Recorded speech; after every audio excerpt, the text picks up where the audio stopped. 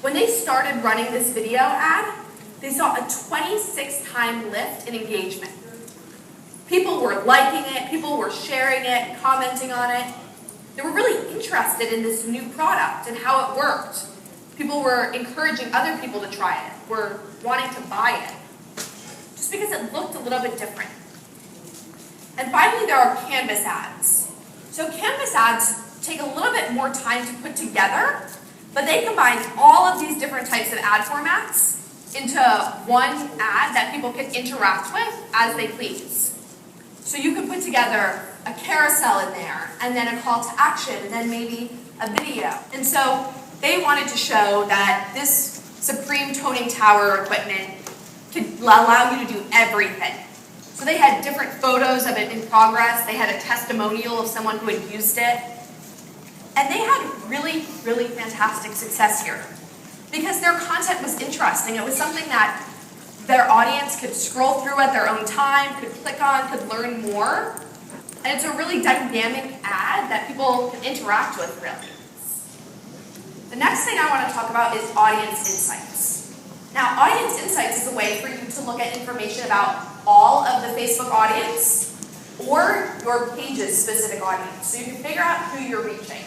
And I want to share a quick video on how audience insights works and what you can learn from this. Audience insights reflects the data people share with Facebook, like their demographics and interests, as well as external data from our select sets of your target audience or the overall Facebook population to find out what's unique about them. You'll find audience insights within Ads Manager. First, select the audience you want to learn more about by creating a new audience, looking at people you're connected to on Facebook, or opening an audience you've previously saved. Let's create a new audience. None of them owned a house. Everybody lived in an apartment, rented an apartment. None had children, none were married. And I very quickly realized that my content probably did not make sense for that group, and that's probably why my engagement wasn't so great. And so I started changing it to best places in New York for a girls' brunch, and the most fun recipes that you can then bring to work the next day. My engagement went through the roof. And I realized that it was because I was creating content for the complete wrong audience of my page. Facebook Pixel is a little snippet of code, and it's provided by Facebook, and you put it on the back end of your website. And this allows you to then track when someone clicks on your ad on Facebook and goes to your website and then actually does something. So maybe purchases or signs up for a newsletter or makes a donation. You're actually able to track those actions instead of just tracking that they clicked and went to your website. And so what makes the Pixel really special is that it actually tracks across devices.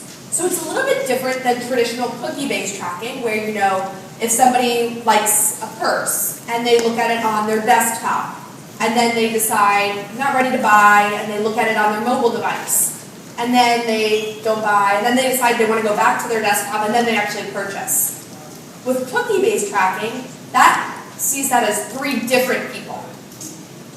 With the Pixel, it actually knows, as long as that person is signed into Facebook, which most people are on their mobile device and on their desktop, that it's the same person.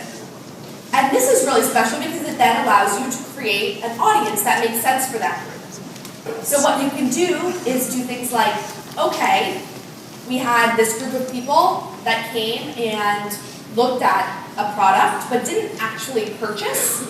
And then you can create an audience of those people, back to those custom audiences, and retarget them on Facebook. So I'm sure many of you have seen these ads where you went to a website and you added something to your shopping cart, but then started getting ads for it even though you didn't buy. That's because you're actually being targeted based on that custom audience. Is there a minimum size audience? There's actually no live Q&A during the event. I'll be up here after to take questions, but just because we have a lot of information and I'm already running late, a little bit, I'm going to try and get through as much of this as quickly as possible, but definitely come chat with me after.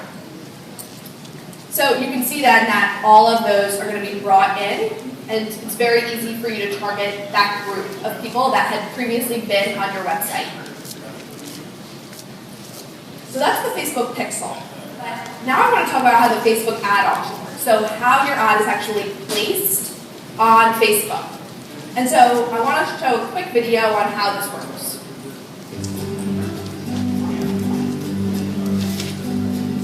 There are over 1 billion people on Facebook, and millions of advertisers trying to reach them every day.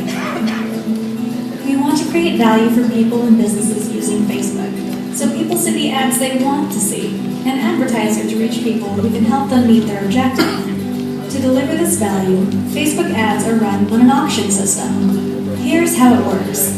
When you place an ad, it's given a total value number that's based on the amount you bid, so we know how much you value the action you want people to take.